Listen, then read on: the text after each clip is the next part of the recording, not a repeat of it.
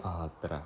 Tänane tund siis toimub niimoodi, kaamera on siis paigutatud niimoodi, aga see on selleks, et täna me peame joonistama ka joonlauaga ja sirkliga, sest meie tunni teemaks on põhikonstruktsioonid sirkliga ja joonlauaga. Ja mida me siis selle tunni raames teeme?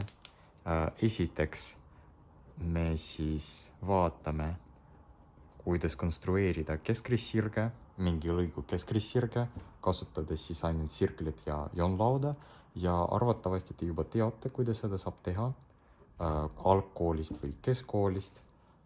Aga see, mis on oluline, et me ka tõestame, et miks kõik need konstruktsioonid päriselt töötavad. Ehk siis keskrissirge.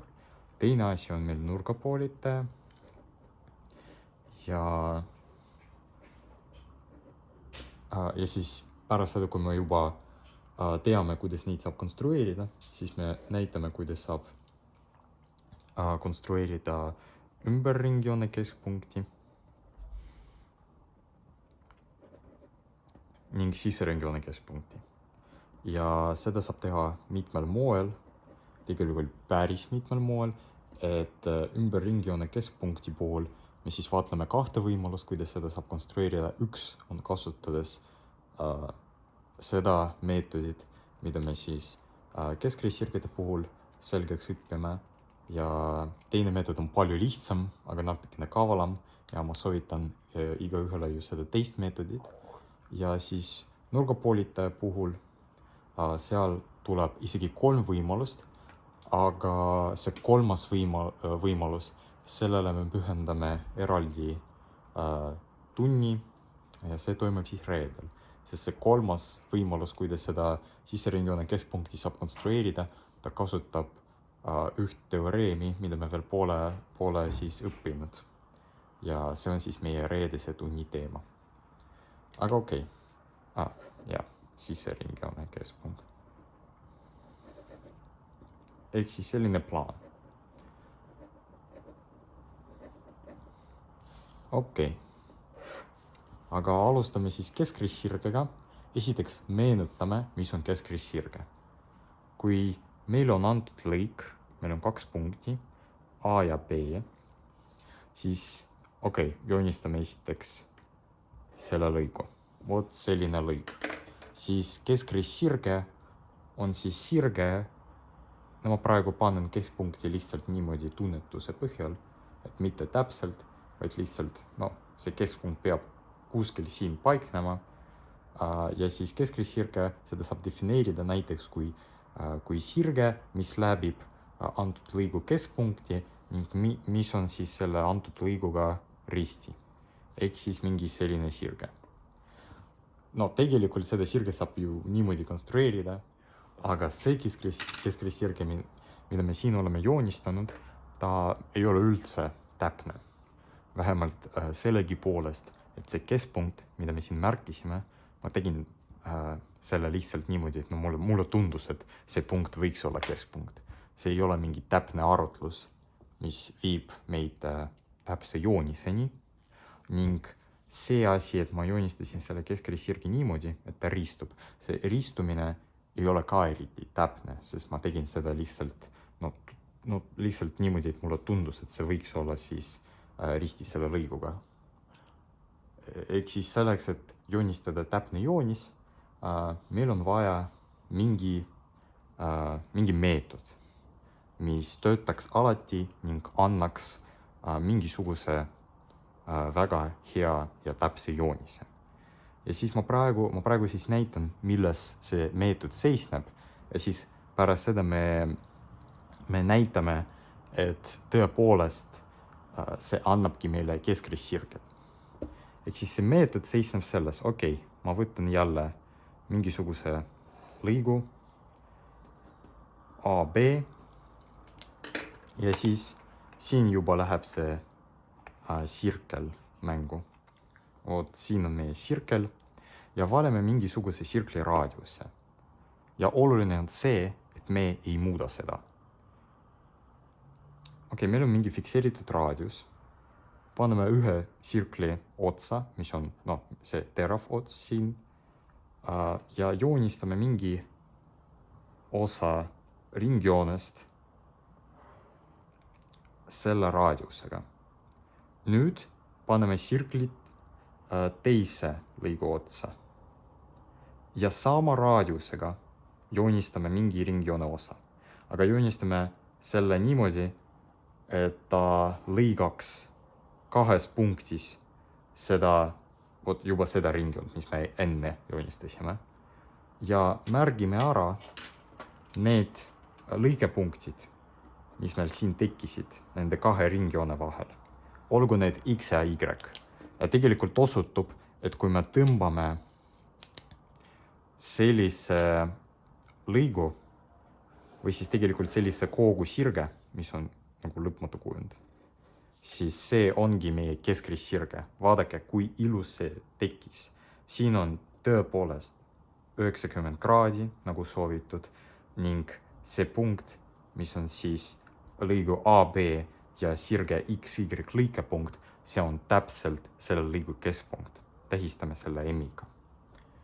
Aga miks see konstruktsioon töötab? Okei, ma jälle kordan. See seisneb selles, võtame mingisuguse raadiuse, ta võib olla suvaline, aga see peab olema fikseeritud. Me seda enam ei muuda meie konstruktsiooni käigus.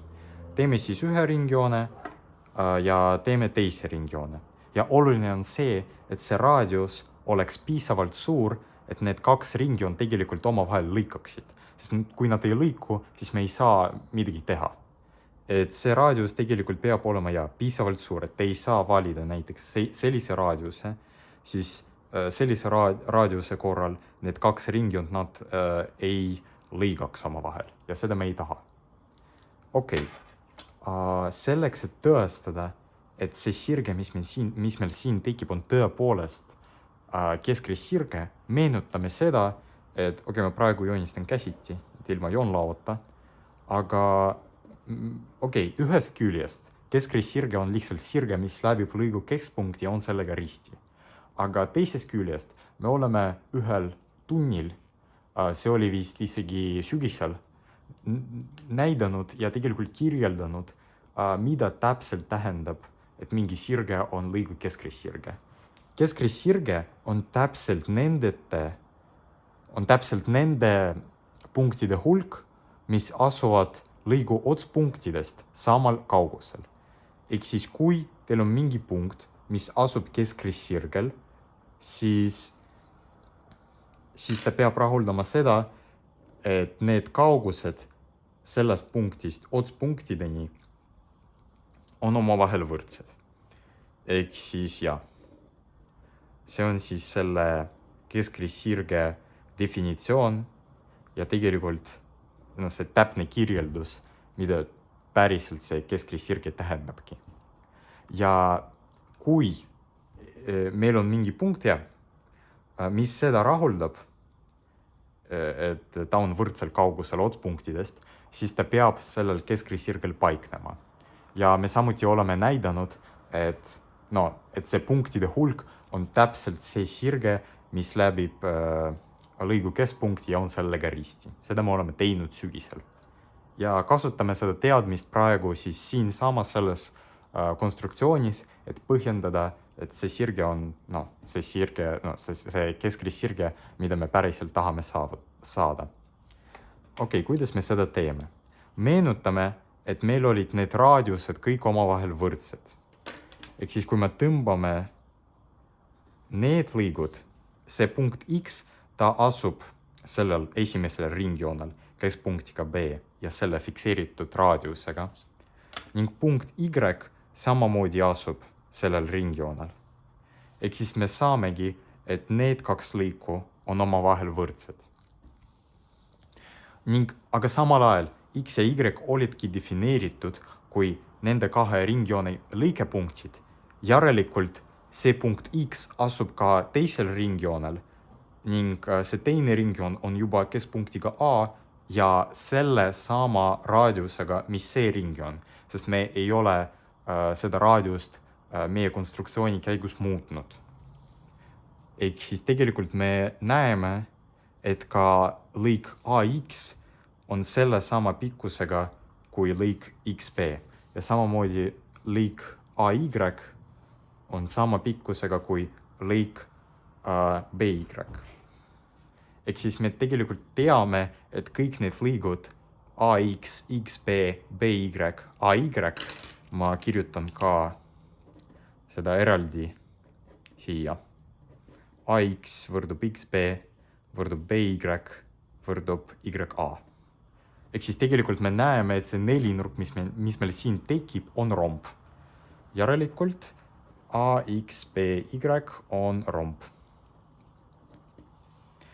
Ja meil oli üks video juba pühendatud sellisele toredale geomeetrilise kujundile nagu romb ja me teame, et tema diagonaalid, nad ristuvad ja nad poolitavad üksteist. Ja XY on ju üks diagonaal selles rombis ja järelikult see nurk on tõepoolest 90 kraadi, nagu ma siin märkisin, ning me ka teame, et kuna diagonaalid ristuvad, siis AM võrdub MB. Ehk siis tõepoolest see konstruktsioon annab meile keskrestsirge. Vot niimoodi saab väga täpselt konstrueerida keskrestsirge. Nüüd liigume edasi nurgapoolitaja juurde. Okei, nüüd edasi meil on nurgapoolitaja ja ma näitan praegu siis konstruktsiooni, kuidas selle saab täpselt joonistada. Me vajame jälle sirklit. Paneme siis sirkli terava otsa siis nurga tippu. Ja joonistame siis sellise osa ringjoonest.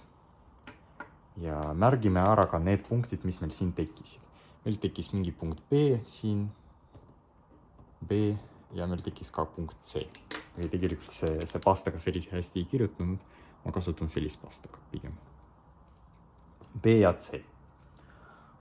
Ning mida me nüüd teeme, on võtame jälle meie sirklid ja praegu me saame juba selle raadiuse ka muuta. Võime näiteks valida selle raadiuse selliseks, natukene väiksemaks või tegelikult ei, valin sellise.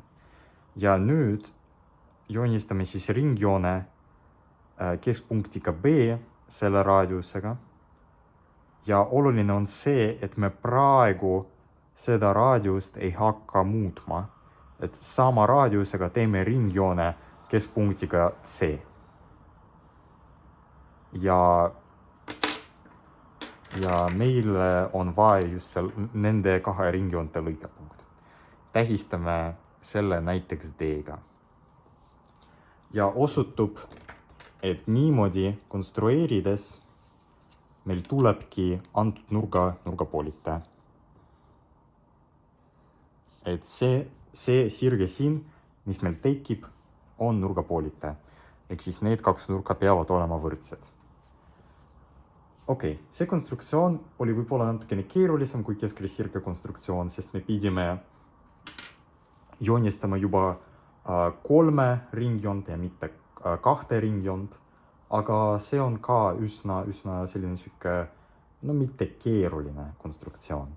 Et me joonistame ühe ringjoone, märgime ära need selle ringjoone lõikepunktid siis nurga haaradega ning pärast seda joonistame veel 2 ringjoont. Selline konstruktsioon. Aga nüüd näitame, et ta tõepoolest annabki meile nurgapoolitaja. Et ma arvan, kõigil tekib küsimus, okei, see on tore viis, kuidas siis nurgapoolitaja saab joonistada, aga miks ta töötab?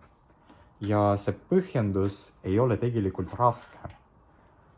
Meil oli need punktid B ja C olid defineeritud kui ringjoone keskpunktiga A lõikepunktid nurgahaaradega.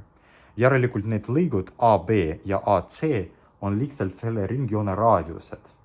Järelikult me teame, et AB võrdub AC. AB võrdub AC. See on esimene tähelepanek. Tuleneb lihtsalt sellest, et need 2 punkti nad paiknevad siis ringjoonele keskpunktiga A. Aga nüüd punkt D, ta asub ringjoonel keskpunktiga B ja mingi raadiusega, näiteks tähistame selle raadiuse praegu R-iga. Ehk siis me teame, et ma praegu siis joonistan selle lõigu ja tegelikult joonistan ka korraga lõigu DC. Kuidagi halvasti tuli välja. Okei, nüüd on parem. Ja me teame, et BD on võrdne siis selle ringjoone raadiusega. Aga me ju teame, et sama raadiusega me joonistasime ka ringjoone keskpunktiga C ja punkt D oli defineeritud kui nende kahe ringjoone lõikepunkt. Järelikult need kaks lõiku on ka omavahel võrdsed. Nad on siis omavahel siis see R, mis oli defineeritud kui selle ja selle ringjoone raadius, mis on ühine.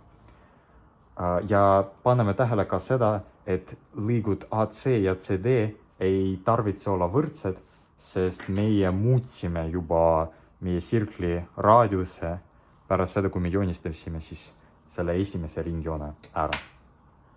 Aga nüüd paneme tähele, ma ka kirjutan seda, et BD võrdub BC võrdub R, kus R on, ma ei tea, teise ja kolmanda ringjoone raadius. Ja ma võin kirjutada ka see, et see raadius on neil ühine.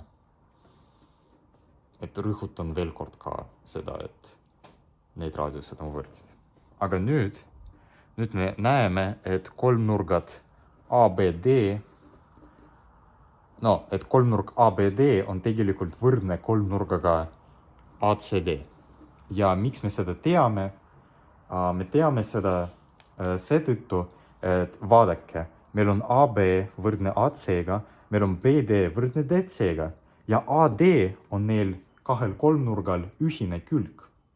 Järelikult nendel kahel kolmnurgal on tegelikult kõik küljed omavahel võrdsed. Ehk siis tegelikult need kaks kolmnurka on omavahel võrdsed. Ja sellest me saamegi soovitud asja. Et me saamegi, et ka nende kahe kolmnurga vastavad nurgad ka peavad olema võrdsed. Ning saamegi seda, et nurk BAD on võrdne nurgaga CAD. Seega sirge AD on nurgapoolitaja.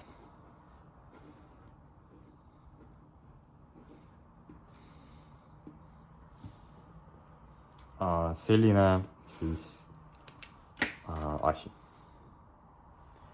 Okei, see oli siis viis, kuidas saab nurgapoolitaja konstrueerida. Aga nüüd ma lubasin ka seda, et ma näitan teile mitu erinevat viisi, kuidas saab konstrueerida ümberringjoone keskpunkti ja siseringjoone keskpunkti. Siis tegeleme praegu ümberringjoonega. Ja esimene viis on päris tüütu ja see võtab tegelikult suht palju aega, aga okei, olgu meil antud mingisugune kolmnurk. Mingi selline näiteks. See on tegelikult halb kolmnurk, sest ta näeb kuidagi täisnurkse kolmnurga moodi. Ehk siis ma praegu kustutan selle osa sellest kolmnurgast ära ning see kolmnurk meeldib mulle juba palju rohkem. Ja olgu see kolmnurk siis nende tipud tähistatud kui ABC.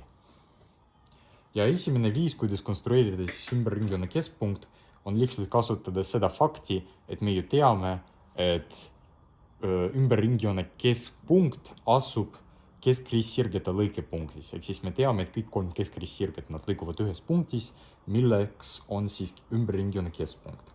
Ehk siis esimene võimalus selle keskpunkti konstrueerimiseks on lihtsalt kasutada tegelikult ei. Me saame kasutada 2 korda seda esimest konstruktsiooni, mis oli siis selles videos näidatud.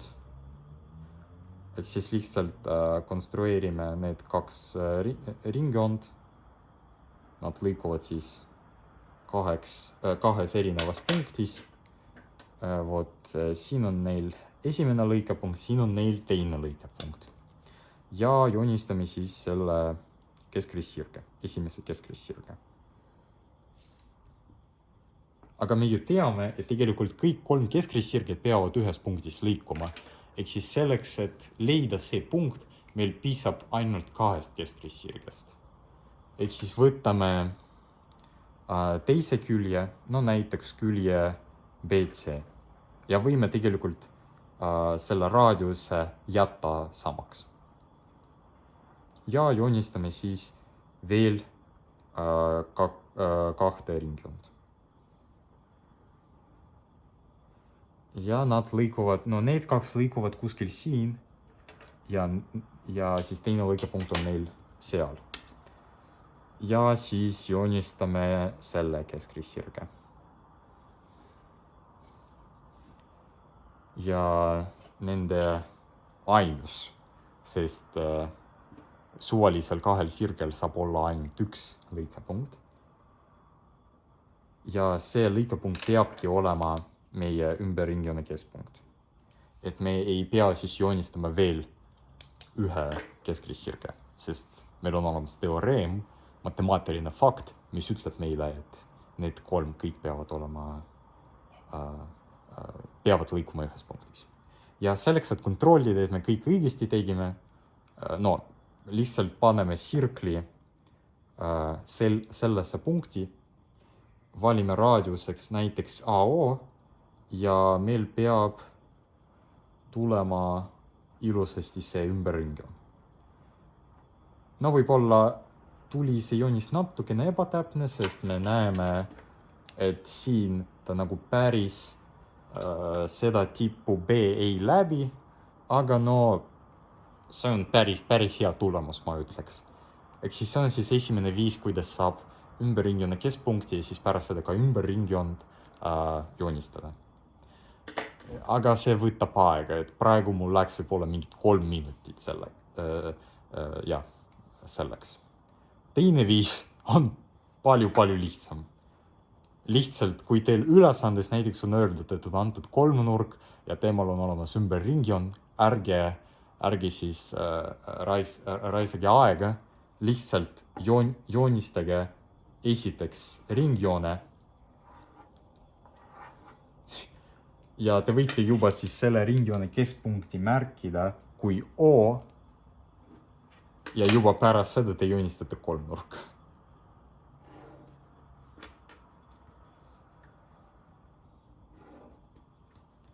Ehk siis ei ole vaja üldse neid keskrissirgeid joonistada. Lihtsalt joonistage esimesena see ringjoon ja pärast seda juba joonistage 3-nurk. Niimoodi on palju lihtsam ja kiirem.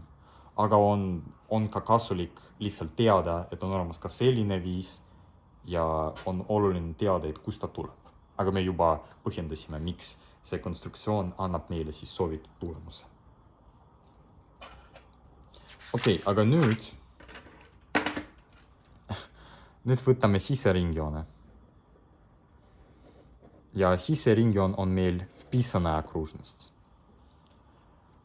Ja siseringjoone keskpunkt, nagu me juba oleme sügisel tõestanud, ta asub meil nurgapoolitajate lõikepunktis. Ehk siis tegelikult jälle nagu meil siis keskrissirgetega üks viis selle joonistamiseks oleks siis võtta 2 nurka, konstrueerida siis nende nurgapoolitajad, kasutades just seda meetodit, mida me oleme siin õppinud ja saada siis nende lõikepunkt ja see lõikepunkt oleks siis siseringjoone keskpunkt. Ma ei hakka seda praegu tegema. See on väga sarnane siis sellega, mida me siin tegime, ainus erinevus seisneb selles, et me kasutame juba seda konstruktsiooni. Miks me ei hakka seda praegu tegema? Sest ta võtaks jälle mingi 4 minutit teie aega. Ehk siis parem on näidata mingisuguse teise viisi, mis on täitsa mis täitsa erineb siis sellest ideest siin. Ja see teine meetod siseringjoone joonistamiseks on siis selline, et me joonistame ümber ringjoone, et me veel kolmnurka ei joonista, me joonistame esiteks ümber ringjoone ja märgime ära selle keskpunkti, milleks on O ja nüüd saame juba siis kolmnurga ka ära joonistada.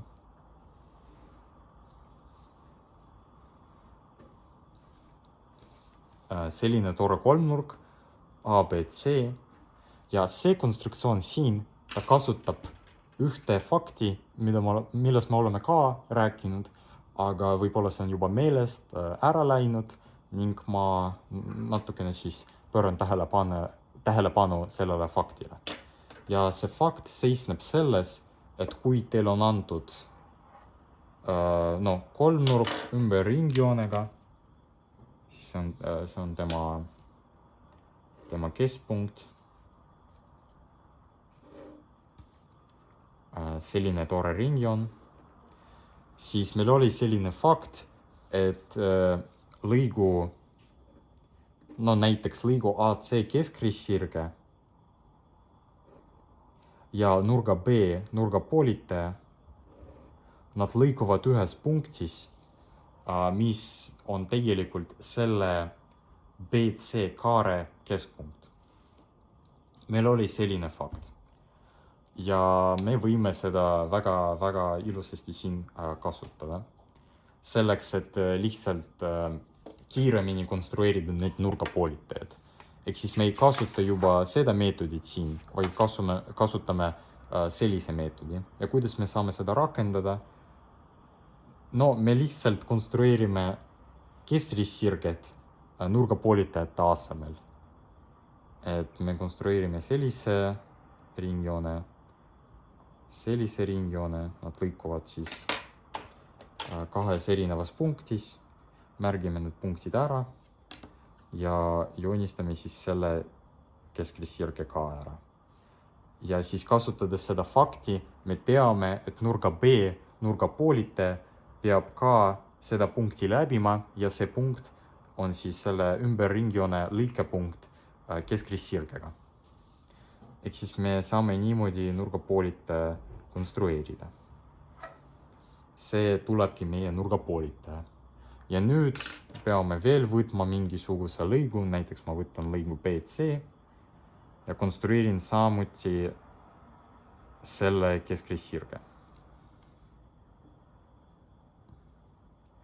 Okei, ma pean siia ühe sirkli otsa panema. Ja, kuidagi niimoodi see tuleb. Ja märgime ära ka need lõikepunktid ja siis joonistame see keskrissirge ära.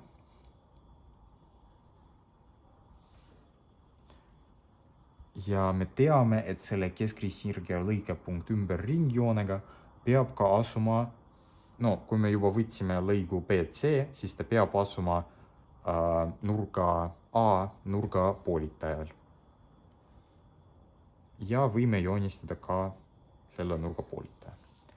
Ja nende kahe nurgapoolitaja lõikepunkt ongi meie otsitav siseringjoone keskpunkt. Ja selleks, et siis veenduda selles, et see on tõepoolest siseringjoone keskpunkt, võime lihtsalt proovida joonistada siseringjoone ja vaadata, kas meil õnnestub. Eriti ei õnnestu tegelikult. See tuleb kuidagi selline, okei, jaa. Mitte eriti täpne ringjoon tuli. Et nagu te näete, ta puutub seda külge AC, aga neid ülejäänud kahte külge ta eriti ei puutu. Aga ja need konstruktsioonid, mõnikord nendega lähebki niimoodi, et see täpsus võib kuskil ära kaduda. aga õnneks meil on olemas ka kolmas viis, kuidas saab sisseringjoont joonistada. Ja see on ka väga kaaval viis. Me lihtsalt joonistame sisseringjoone esimesena. Märgime ära tema keskpunkti I. Tavaliselt sisseringjoone keskpunkti just niimoodi tähistatakse I-ga. Ja pärast seda lihtsalt joonistame kolmnurka. No niimoodi, et need küljed puutuksid seda ringjoont. No näiteks mingisugune selline kolmnurk tuleb. Ja niimoodi on siis see joonis palju täpsem.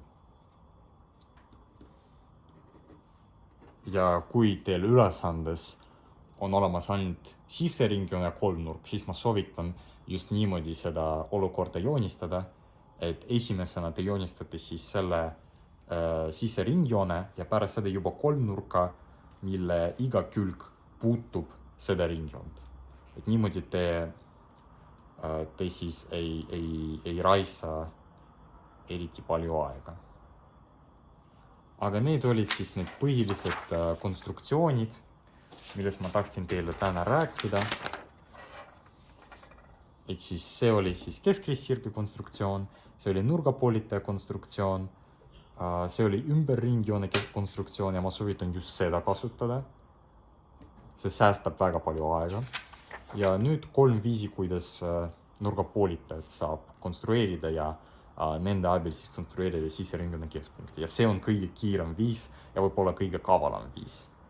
Esimesena siis joonistada ringjoon, juba pärast seda joonistate kolmnurka. Ehk siis jätke need konstruktsioonid meelde ja ülesandeks oleks siis iseseisvalt proovida kõiki neid meetodeid kasutada ja lihtsalt natukene siis mängida joonlauaga ja sirkliga. See on tegelikult mõnikord päris rahustav tegevus. Ning edu teile ja toredat päeva jätku!